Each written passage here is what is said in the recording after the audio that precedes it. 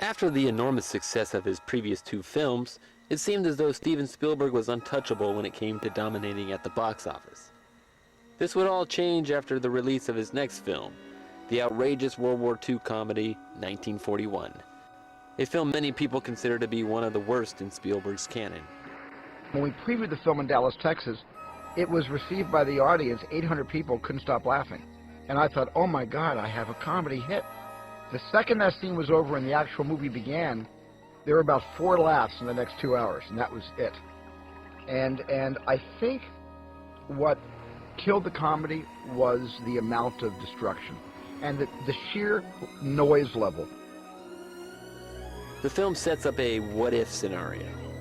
What if, after the attacks on Pearl Harbor, the Japanese and Germans planned for a follow-up sneak attack off the west coast shores of Los Angeles? The movie follows various characters, and the cast is quite good.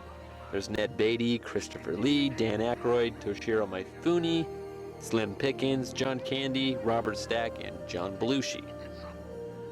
The movie isn't as bad as it's been made out to be. However, it's far more chaotic than funny. But on one level, it works. The film still has Spielberg's impressive visual style, and John Williams' score is quite energetic, which results in a film that may not be as humorous as it wants to be, but is still quite entertaining, if a bit overblown. The movie was written by the writing duo of Robert Zemeckis and Bob Gale, who would later work with Spielberg again to much better effect in movies like the Back to the Future trilogy. When the movie was released, 1941 received harsh critical backlash, most blaming the director. Audiences did not flock to this one as they did in Spielberg's previous 2 movies.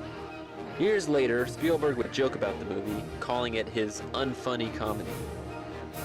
I was kind of riding the whirlwind, and when I did 1941, I have to tell you, I felt like I was made of Teflon. I felt that anything I put on film was going to succeed. I felt invincible. And I think, in a sense, at that point in my life, the best thing that could have happened to me was the drubbing that 1941 got both from the critics and the public.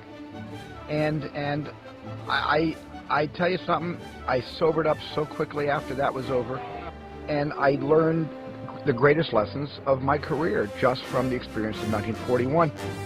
This failure wouldn't last too long, as Spielberg bounces back in style with his very next film,